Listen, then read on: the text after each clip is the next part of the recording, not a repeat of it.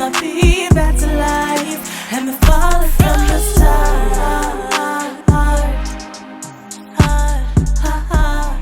Now, Skyler, obviously, as an artist, you wear many hats at once. For the show itself, you were wearing many hats at once. How were you able, leading up to the show, able to balance your day-to-day responsibilities with the need for rehearsal? How were you able to gauge, was it enough rehearsal? Was it too little rehearsal? Was there something that might have been overlooked because you had other things going on? Talk to me about that process. I laid out the rehearsals as soon as I locked in the musicians. I made sure that we did it close enough to the gig because we got booked in September, close enough to the gig where we gave each other time to practice what we worked on. And I do think we rehearsed enough. I think for me, my thing was the endurance. So I personally was rehearsing almost every day. More so vocal warm-ups. I was listening and really just making sure I had the music down as a whole. Like, I think that we did our due diligence individually to come together and be ready. Like, when we had our band rehearsal, everyone was like on one accord. We got through it. And then we had three actual vocal rehearsals. One was impromptu. They happened to be rehearsing and I happened to be here. And I was like, oh, let me come, rehearse with y'all real quick. And the other two were like more official. We were working through things. So I think that we worked on everything in enough time. That's real. I drove from Virginia yesterday. Yeah, no, that's real. So after that section, it goes into Baby Boy. Yeah, I think Give me that makes sense. I'm the only one tonight. Keep me body. Yeah. And then we don't do the harmony stuff. We just do that part. Yeah. And then we go into Baby Boy. Okay. Baby Boy is a little break. And I'm not really planning on singing on that part. Got you. And then I watched a few of her performances to see like what she does, and she definitely does the hey. So y'all know what she wants. And it's so cute how she does it. She's like, bam! And it's like one performance. Oh, I want to do some. Yeah, I want to add something. Yeah, exactly. I want to do the thing. I want to move that much, but I want to That's do hard. I want to do yeah.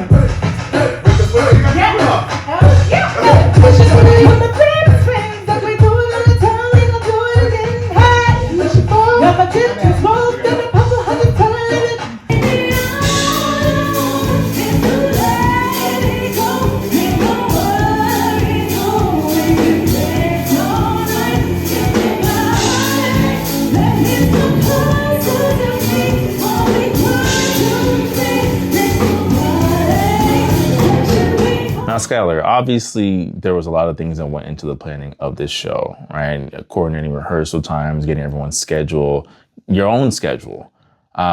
What was the most, what did you feel like on your set list was going to be the most vocally demanding song, and how did you prepare going into that, knowing you had a 4-hour set? The most vocally demanding song was probably Lizzo, Truth Hurts.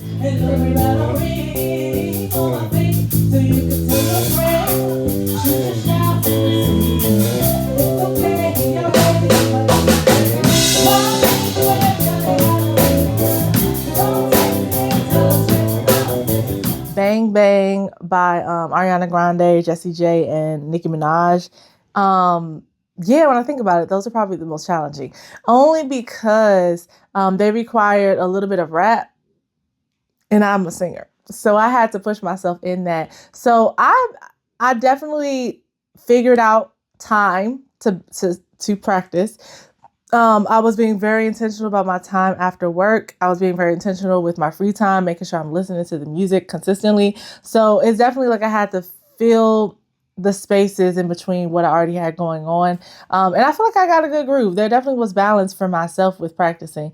And I think it helped having a rehearsal about 2 weeks before New Year's Eve. So we had time to process and practice what we needed to tweak and all of that.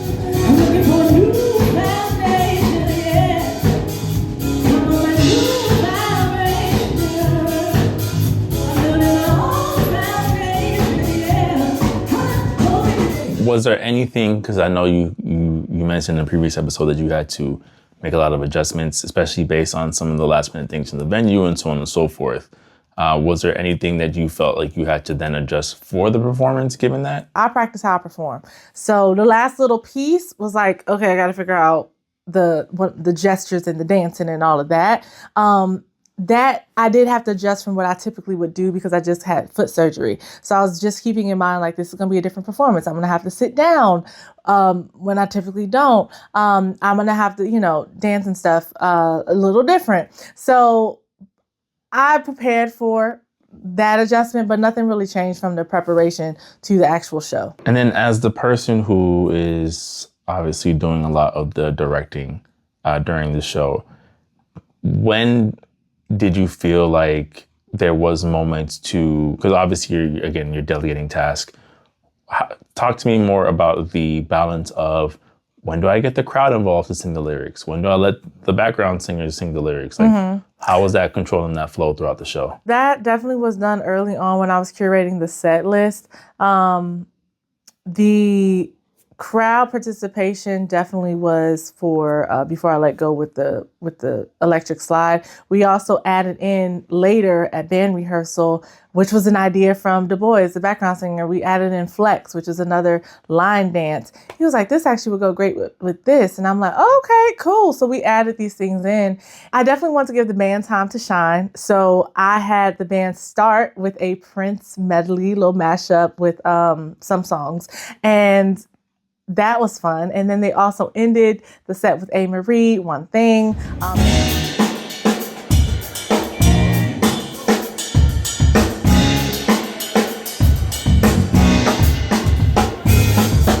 There were some other jams that I wanted them to do, some popular songs by popular artists, where I was like, let's give them time to shine and whatnot. And then with the background singers, I definitely just made sure that I did not sing too long without giving myself a break. Although it turned out I didn't need it because I did a lot of practice and I built my endurance up a lot during this time. So I was actually okay, but it was just nice to let me sit down and take a little breather off my feet or whatever. Sip some tea and let them lead the way. Just giving that balance. Did you